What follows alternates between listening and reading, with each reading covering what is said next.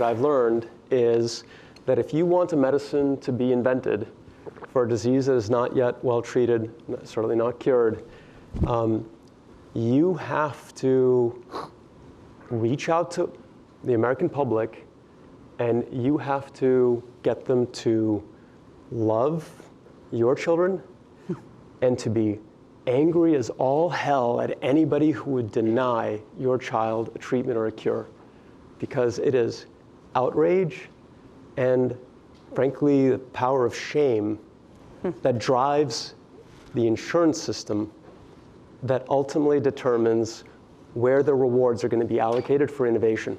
And you don't see that discussed at conferences where we only talk about the science. You saw the bio ad earlier. It talked about how amazing innovation is, right? Like, it's so inspiring, but it didn't answer the question of affordability. I love this video you just showed. Like, it asks the exact right question.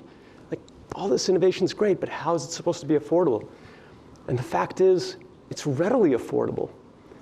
America spends $400 billion on novel medicines every year, creating the incentives for all of this innovation we've been talking about. And that's only $100 per person per month from every American. Like, it is readily affordable. If you hear about a drug that makes $1 billion a year, that's 25 cents per person per month. Now, that's affordable if that cost is spread across the whole population through insurance premiums. It's unaffordable if you dump even a fraction of that cost on the few people who need that medicine at that one moment. And America has this unhealthy attachment to the notion of skin in the game. Somehow feels like people are, faking cancer to get chemo or something? Or Will and I were running through the list of drugs. It's like, Will, what are the symptoms for AMD? I feel like scoring some Eylea. You inject it in your eyeball. It seems like fun, right? You're a doctor. You can tell me. Those really big needles? Yeah. How about gene therapy? I hear with some cell therapies, you get conditioner.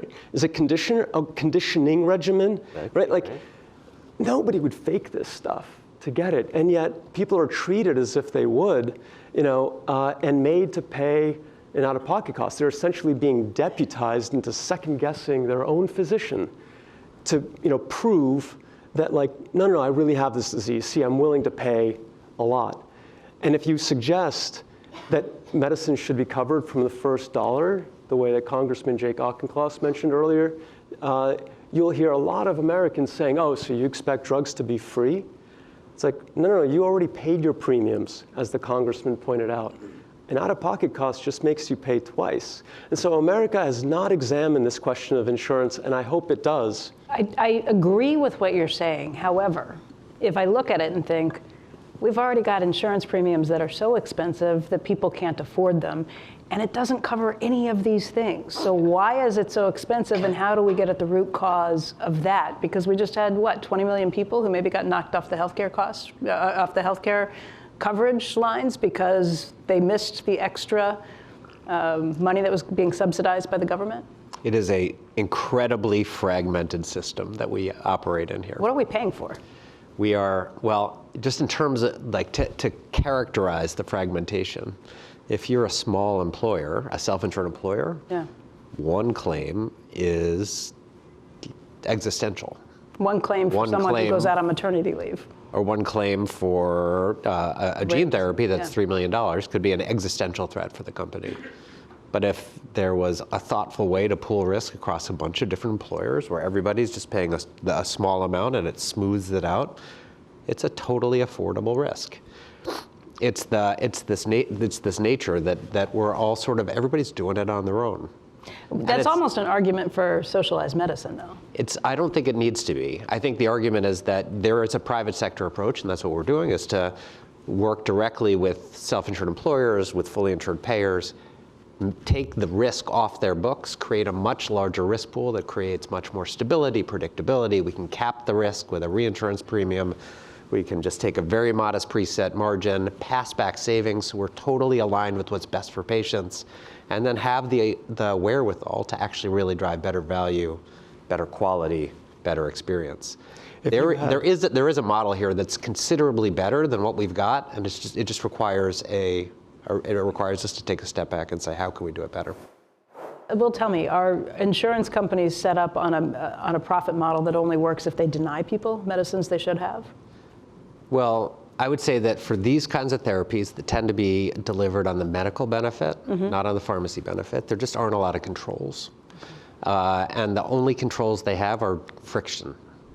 Whether it's friction around prior authorization, whether it's friction around how they ultimately negotiate rates, often after when the care is delivered, the timing of those rates. It is brutal to be a provider today delivering cell and gene therapy.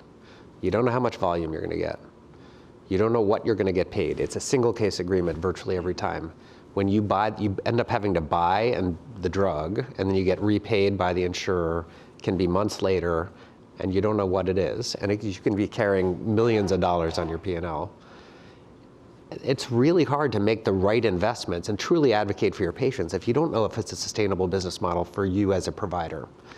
And that's one problem. There's a problem. The manufacturers are coming out with therapies, and they're so worried that there isn't going to be uptake. There isn't, that their list prices are higher, which creates a bit of a negative reinforcement around, that it creates more friction from the purchasers. And yet I invest.